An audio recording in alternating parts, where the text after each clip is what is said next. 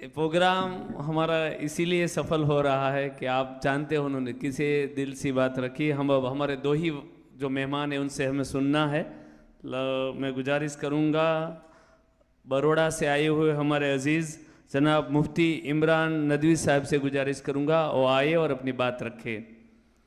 लेकिन जो हजरत ने बातें रखी उसमें से हम कहाँ है कि कलाम पाक के बारे में किसी ने फरमाया है कि अकल की किताब थी हमने दुआ की किताब बना दी। अकल की किताब थी हमने दुआ की किताब बना दी। समझने की किताब थी हमने पढ़ने की किताब बना दी। जिंदों का दस्तूर था हमने मुर्दों को मंसूर बना दिया। जो इल्म की किताब थी उसे ला इल्मों का थमा दिया। तस्वीर कायनात का दर्स देने आई थी सिर्फ मदरसों को निसाब बना दिया। मुर्दों कौम को जिंदा करने आई थी मुर्दों को बख्शवाने का हमने बना दिया। जनाब मुफ्ती इमरान नदवी साहब से गुजारिश है जोरदार इस्तकबाल कीजिए हम तालियों से।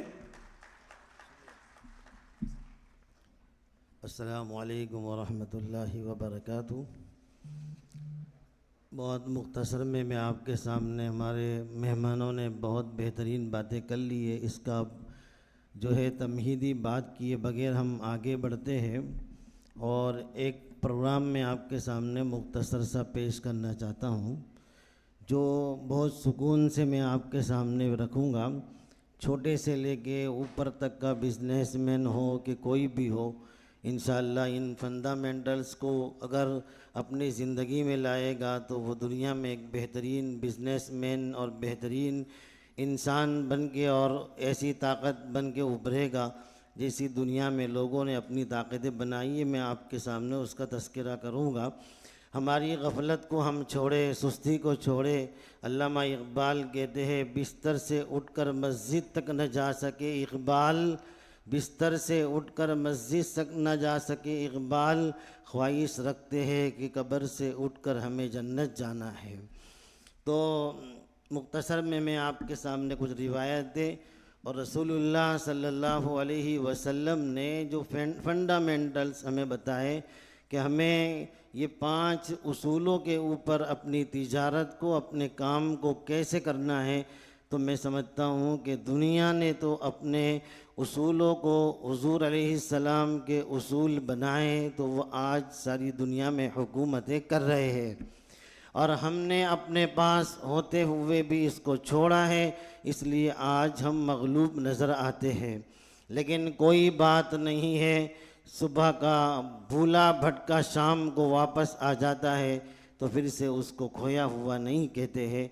फिर से हम मैदान में उतरेंगे और फिर से हम अपनी कौम को बेदार करेंगे और फिर से हम अपनी कौम को आगे बढ़ाने की कोशिश करेंगे और ख़ुद भी आगे बढ़ेंगे और अपने बिजनेस को तरक्की देंगे। तो मैं आपके सामने पहले 2-3 रिवायतें जिसको आज हमने ये समझा है कि इस्लाम जो है मखसूस जो है मजहबी कामों का नाम इस्लाम है। हमने कभी तिजारत को, कभी कारोबार को, कभी हमने किसी कामकाज को इस्लाम के एतबार से देखा ही नहीं है। तो मैं बहुत मुख्तसर में कहता चलूँ कि रसूल पाक सल्लल्लाहु अलैहि वसल्लम ने इरशाद फरमाया तलबु कसबिल हलाली फरीज़तुन अला कुल्ली मुस्लिमिन। हुज़ूर अलैहिस्सलाम ने फरमाया कि हलाल रोज़ी कमाना हर मुसलमान पर फ़र्ज़ है। हुज़ूर अलैहिस्सलाम ने फरमाया तलबुल हलाली फरीज़तुन बादल फ़रीज़ा, जितने फ़रीज़े तुम अदा करते हो उसमें से एक बहुत बड़ा फ़रीज़ा हलाल कमाई को कमाना है। हुज़ूर अलैहिस्सलाम ने फरमाया अलैकुम बित्तिजारा, ऐ लोगों तिजारत को इख्तियार करो, इसलिए कि अल्लाह ताला ने उसके 10 हिस्सों में से 9 हिस्सों में बरकतें रखी है, तरक्की रखी है, मोहताजगी से बचना रखा है, लोगों के सामने हाथ फैलाने से आपकी हिफाजत रखी है। रसूलुल्लाह सल्लल्लाहु अलैहि वसल्लम ने फरमाया मन तलब हलालन, जिसने हलाल रोज़ी कमाई, अपने आप को सवाल से बचाया, अपनी औलाद को खिलाने पिलाने खाने पढ़ाने सारी चीज़ों के लिए उसने मेहनत की और गरीबों की मदद करने के लिए उसने तिजारत की। हुजूर अलैहिस्सलाम ने फरमाया याती यौमल क़ियामा, वह क़यामत के दिन ऐसा आएगा जैसे कि 14वीं चाँद की तरह हुआ उसका चेहरा होगा। ये किसके बारे में कहा? ताजिर के बारे में कहा। हुजूर अलैहिस्सलाम ने मेरे बारे में, मौलवी मुफ्ती के बारे में नहीं, बल्कि हुजूर अलैहिस्सलाम ने फरमाया अत्ताजिरुस सदूकुल अमीन मअन नबिय्यीन वस्सिद्दीकीन वश्शुहदा। इतने बड़े बड़े मर्तबे पाने वाले, जिसको हमने एक तख़य्युलात में ये सोचा कि मस्जिद में बैठने वाला और मस्जिद में तस्बीह पढ़ने वाला अच्छी बात है वो, लेकिन ये मकाम पा सकता है। मेरे आका ने फरमाया नहीं, तुम अपनी तिजारत में भी इस मकाम को पा सकते हो जिसको रसूलुल्लाह सल्लल्लाहु अलैहि वसल्लम ने फरमाया है। इमाम अहमद इब्न हम्बल रहमतुल्लाह अलैहि से किसी ने पूछा कि 4 लोगों में से बेहतरीन रोज़ी किसकी है? किसी को हदिया मिल जाए तो, किसी को विरासत मिल जाए तो, किसी को तालीम के बदले में पैसा मिल जाए तो, और जो आदमी तिजारत करके पैसा कमाए। इमाम अहमद इब्न हम्बल ने फरमाया कि जो तिजारत से पैसा कमाए वो बेहतरीन पैसा है। इमाम इब्राहिम नक़ी रहमतुल्लाह अलैह फरमाते, किसी ने पूछा कि हजरत, एक बंदा मस्जिद में नफिल नमाज पढ़ता है और एक बंदा बाज़ार में खड़े खड़े लोगों को आवाज़ लगाता है आओ ले लो, आओ ले लो, बताओ उन दोनों में से कौन ज़्यादा अफजल है? आपने फरमाया जो बाज़ार में अपने बच्चों को पालने के लिए तगो दो और मेहनत करता है वो उस नफिल नमाज पढ़ने वाले से बेहतर है। तो ये सारी बातें जो आपको मैंने मुख्तसर सी फजीलत बताई, उसके बाद चलते हैं हम रसूलुल्लाह सल्लल्लाहु अलैहि वसल्लम की ज़िंदगी का कुछ नमूना देखने की कोशिश करते हैं। उसके दरमियान में मैं आपको कुछ काफ़ी आप जो है सुस्ती भी आ रही होगी और थोड़े से बगासे भी आ रहे हैं, क्योंकि ये ऐसी मजलिस से होती है जिसके अंदर आदमी को सकीनत नाजिल होती है, आसमान से बरकतें और रहमतें नाजिल होती है, नींद वगैरह भी आ जाया करती है। लतीफ़े के तौर पे एक बंदे ने कहा कि हज़रत, ताज्जुब ये होता है कि जब हम गाने की मस्जिदों में और डांस की मजलिसों में बैठते हैं तो हमें बिल्कुल नींद नहीं आती, और हम दीन की मजलिस में बैठते हैं तो बहुत झोंके आते हैं। तो फरमाया कि इसलिए कि दीन की मजलिस के ऊपर जन्नत की हवा आती है और डांस की मजलिस पे जहन्नम की हवा आती है, इसलिए वहाँ नींद नहीं आती है। बहरहाल दुनिया में लोगों ने तरक्की की है, लेकिन फंडामेंटल्स रसूलुल्लाह सल्लल्लाहु अलैहि वसल्लम ने जो अता फरमाए हैं उसी से लोगों ने तरक्की पाई है।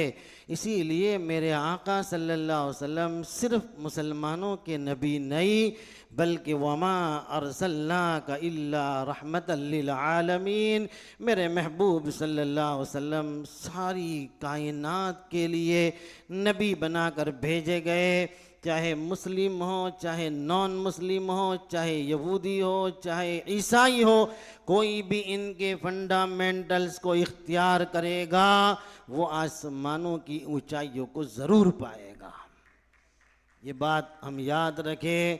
सिर्फ मुसलमान होकर अगर हमने इनके उसूलों को न इख्तियार किया तो हम आसमानों की ऊंचाइयों से ज़मीन पर जाकर पटक दिए जाएंगे। इसलिए कि दुनिया ने जब सच्चाई को इख्तियार किया तो जापान बना, जब दुनिया ने सच्चाई को इख्तियार किया तो ऑस्ट्रेलिया बना। लोग कहते हैं वहाँ के कि जापान में एक रिक्शा वाला अननोन पर्सन के पास से 10 रुपये भी ज़्यादा नहीं लेता है।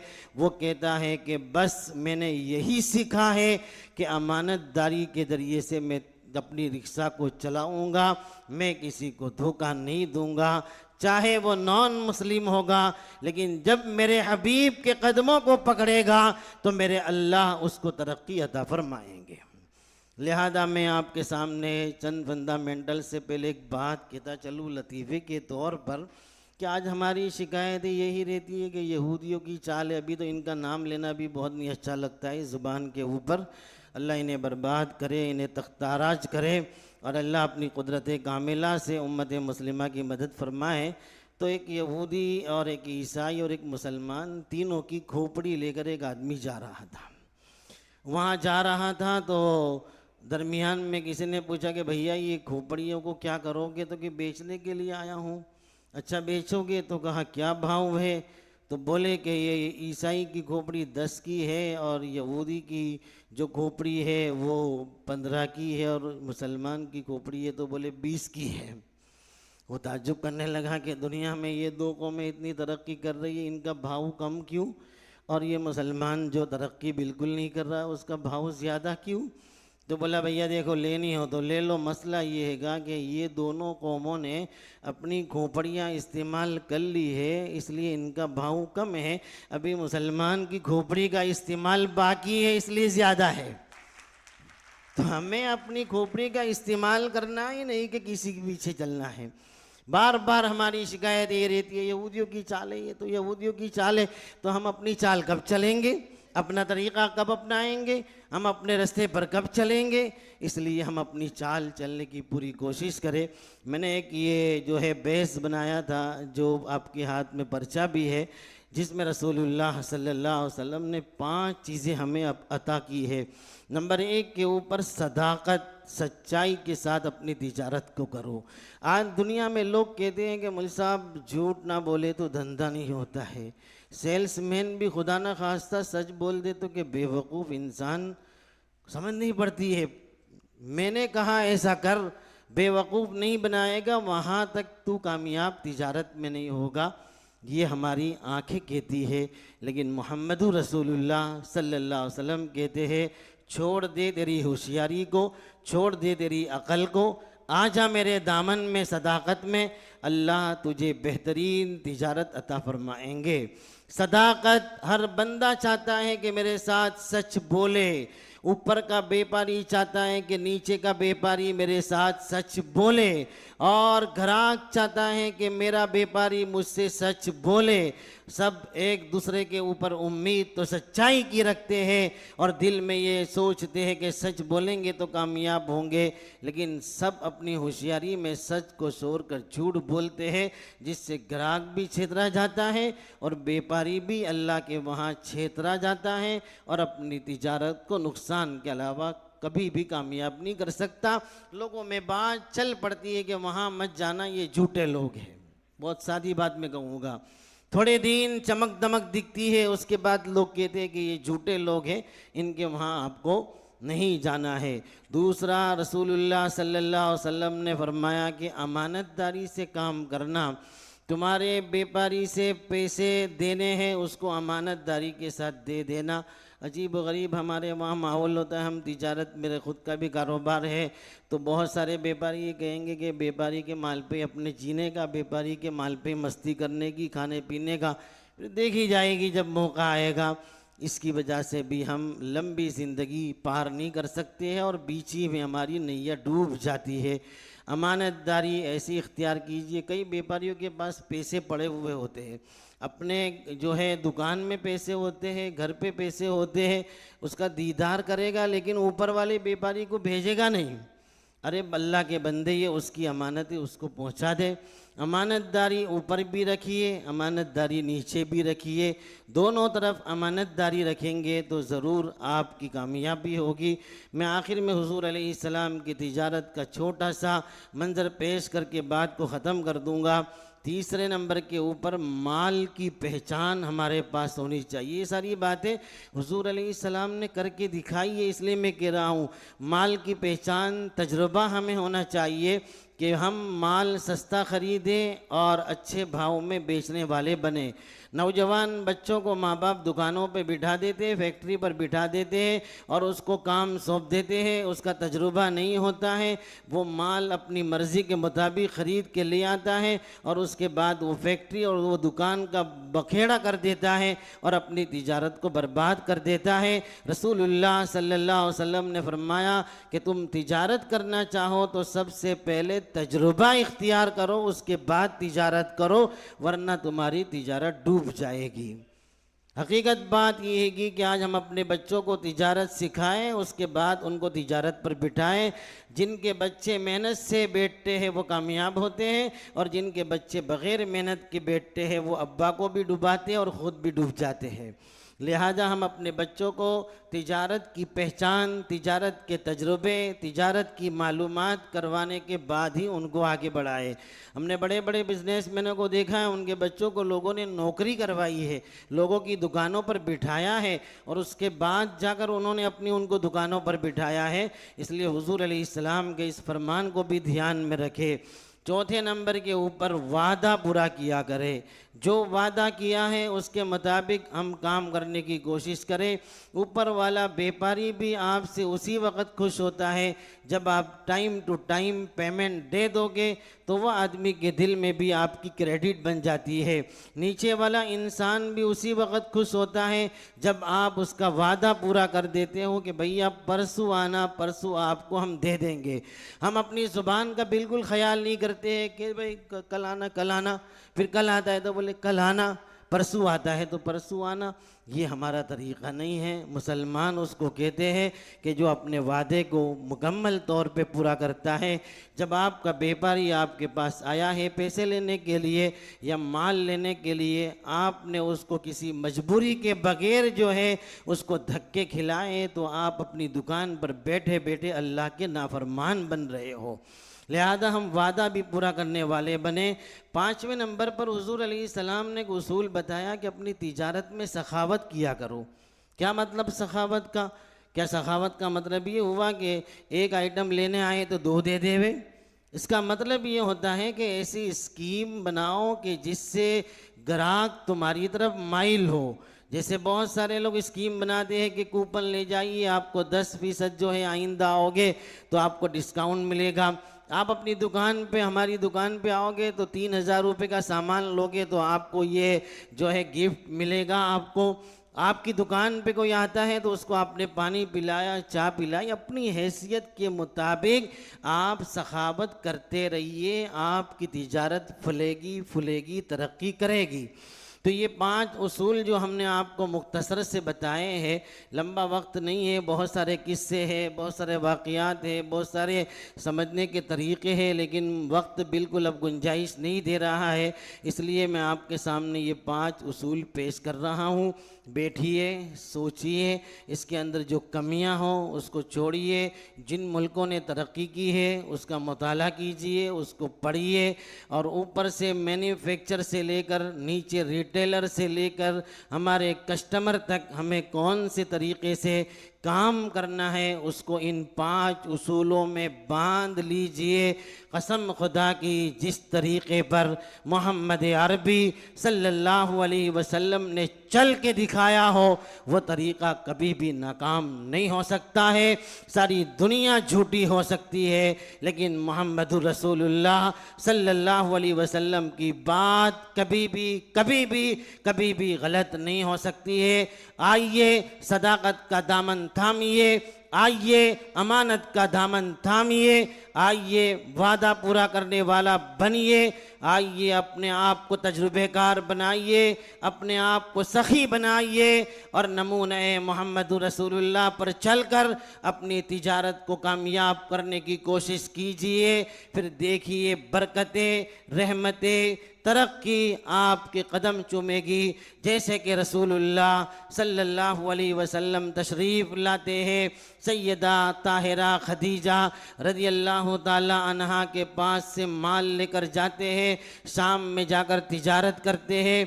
आप माल को पहचानते थे, आपके पास सदाकत थी, आपके पास अमानत थी, आपके पास माल की पहचान थी, आपके पास सखावत थी, आपके पास वादा पूरा करना था। ये एक सफ़र में सुन लीजिए, बात को ख़त्म कर देता हूँ। आपको पहचान थी, माल सस्ता ख़रीदा और बेहतरीन भाव में लाकर भेजा। अम्मी फरमाती है कि अगले लोग थोड़ा नफ़ा लाते थे, लेकिन मोहम्मद सल्लल्लाहु अलैहि वसल्लम कई गुना ज़्यादा नफ़ा लेकर आए। माल की पहचान थी, आपके पास सच्चाई थी। उस ज़माने में न बिज़नेस के तरीक़े थे, न टेक्नोलॉजी थी, न नॉलेज था, न इल्म था, न दुनिया का कोई एडवांस ज़माना नहीं था, उसके बावजूद भी दुनिया कहती थी मोहम्मदुन सादिकुन अमीनुन, मोहम्मदुन सादिकुन अमीनुन। दुनिया एडवांस से बहुत दूर थी, दुनिया जाहिल थी, लेकिन उसके बावजूद भी मेरे आका की अमानतदारी के चर्चे उन लोगों में थे जो 40-40 साल तक लड़ा करते थे, जो नापाक खून पी जाया करते थे, जिन लोगों के पास जुल्म सितम हद से ज्यादा था, लेकिन तिजारत की सच्चाई को देखकर उनकी जुबानों पर भी आने लगा मोहम्मद सच्चे हैं और ईमानदार है। आपकी भी ये तिजारत अगर बाजार में मशहूर हो गई कि मोहम्मद के गुलाम भी सच्चे हैं और ईमानदार है, कसम खुदा की जैसे मक्के के लोग आपके पीछे दौड़ते थे, उम्मीद है जूनागढ़ के लोग भी आपकी दुकानों पर लेन लगाएंगे। एक मर्तबा लगा दो अपने दिल में बोर्ड कि मैं भी मोहम्मद रसूलुल्लाह का गुलाम बनकर सादिक भी बनूंगा और अमीन भी बनूंगा, फिर देखिए आपकी तिजारत कैसी फलती फूलती है। आखिर में हुजूर अलैहिस्सलाम से फरमाया अम्मा ने कि लो जो तय हुई थी मुलाजिमत, जो पैसे देने थे वो ले लो, आप डबल ले लो, डबल ले लो। फरमाया नहीं, आपने जो वादा किया था उसी के मुताबिक मैं लेकर यहाँ से चला जाऊँगा। बहरहाल रसूलुल्लाह सल्लल्लाहु अलैहि वसल्लम ने जो फंडामेंटल्स बताए हैं उस पर अपनी तिजारत को लाने की कोशिश करें। ठेले वाला हो, पथारे वाला हो, केबिन वाला हो, दुकान वाला हो, मैन्युफैक्चर हो, इंडस्ट्रियल हो, जो भी हो, ये 5 चीज़ों को अपने घर में लगा दो, अपनी दुकान पे लगा दो। ध्यान रखो कि तू मस्जिद के ज़रिए से वली बन सकता है, तो इस तरीके से भी तू अपनी दुकान पर वली बन सकता है और मेरे आका की फजीलत को हासिल कर सकता है। आखिर में एक जुमला कहकर अपनी बात को ख़त्म करता हूँ। देखिए, दुनिया सूद से तरक्की करती हो, दुनिया हराम से तरक्की करती हो, मुतासिर न हो जिए, उनके पीछे हमें नहीं जाना है। हमें जाना है सच्चे नबी रसूलुल्लाह सल्लल्लाहु अलैहि वसल्लम के पीछे। आप देख सकते हैं कि सूअर पाखाना खाकर मोटा होता है, सूअर पाखाना खाकर ताज़ा होता है, तो क्या बकरी भी ये कहेगी कि कल से मैं भी पाखाना खाकर मोटी होना चाहती हूँ, मैं भी जाड़ी होना चाहती हूँ? बकरी पाखाना खाएगी तो उसके पेट में इन्फेक्शन होकर वो मर जाएगी। मेरे आका ने फरमाया तुम्हारे लिए हलाल में मोटापा है, तुम्हारे लिए हलाल में तरक्की है।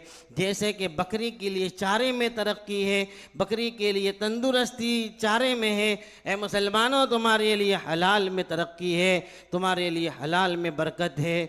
और दूसरों के लिए जैसे सूअर के अंदर नापाकी से तरक्की है, हो सकता है उनके लिए सूद और हराम से तरक्की हो जाए, लेकिन मुसलमान तू कहीं बकरी की तरह भूल करके वो सूअर की नापाकी खाने की कोशिश मत करना, वरना वो सूअर की नापाकी खाकर तेरे पेट में इन्फेक्शन होगा तो तेरी भी तिजारत बर्बाद हो जाएगी, तू भी बर्बाद हो जाएगा। इसलिए तेरे लिए तरक्की हलाल में है, तेरे लिए तरक्की जो है हुजूर अलैहिस्सलाम के तरीक़े में है, उसी तरीक़े को लेकर हम सब चलते रहे। अल्लाह ताला हमें जो है गफलत से निकाले, सुस्ती से निकाले, बिज़नेस के मैदान में आगे बढ़िए। वक्त बिल्कुल गुंजाइश नहीं दे रहा है, वरना दीन के काम भी बिज़नेस से होंगे, मस्जिदें भी बिज़नेस से होगी, मदरसे भी बिज़नेस से होंगे, ऑफिस भी बिज़नेस से होंगे, आलिम भी बिज़नेस से होंगे, कौम के लीडर भी बिज़नेस से होंगे, कौम के डॉक्टर भी बिज़नेस से होंगे, कौम के IAS IPS भी बिज़नेस से होंगे, कौम के जितनी भी तरक्की के काम होंगे वो बिज़नेस से होंगे, बिज़नेस से होंगे। तिजारत को लाजिम पकड़िए, मेरे मोहम्मद रसूलुल्लाह के पैगाम को दिल से ले जाइए और उसको आगे बढ़ाने की कोशिश कीजिए। आखिर में अपनी बात को मैं ख़त्म करते हुए फिर से आपकी सुस्ती उड़ाते हुए एक लतीफ़े के तौर पर बात कहता हुआ चलूँ कि हम अपनी गफलत को दूर करें, सुस्ती को दूर करें। तिजारत में भी हमारा ध्यान नहीं लग रहा है, ग्राहक को कैसे बताना है, कैसे बात करनी है, उसका तरीक़ा भी हम भूलते जा रहे हैं। ठीक है, मौका नहीं है, बहुत लंबी तफसील है, इसको बनाया हुआ है, 2-2.5 घंटे का ये प्रोग्राम है, तो बहरहाल तवज्जो रखिए। मियाँ और बीवी खाने का माहौल चल रहा था, बीवी को शोहर कहने लगा कि अल्लाह की बंदी मोबाइल देखते देखते खाना बनाती है, बिल्कुल भी खाने में कोई स्वाद ही नहीं है, बस मोबाइल देखती रहे और खाना बनाती रहे। तो बीवी मोहतरमा ने कहा जनाब आली आप भी मोबाइल रख दीजिए और अपना निवाला पानी में से निकाल के सालन में डालिए, फिर स्वाद आएगा। अल्लाह करे कि हमारा भी ध्यान सही जगह पर लगकर हमें भी वो स्वाद आ जाए, वह तरक्की आ जाए, तो ये कौम किसी की मोहताज नहीं बनेगी। अल्लाह इन तमाम लोगों की मेहनतों को खूब कबूल फरमाए। आमीन व आखिरु दावाना अनिल हम्दुलिल्लाहि रब्बिल आलमीन। अस्सलामु अलैकुम। क्या बात, सुभान अल्लाह, सुभान अल्लाह। हज़रत ने काफ़ी बातें रखी हमारे सामने, ज़ोरदार तालियां हो जाए इनके लिए। अब हम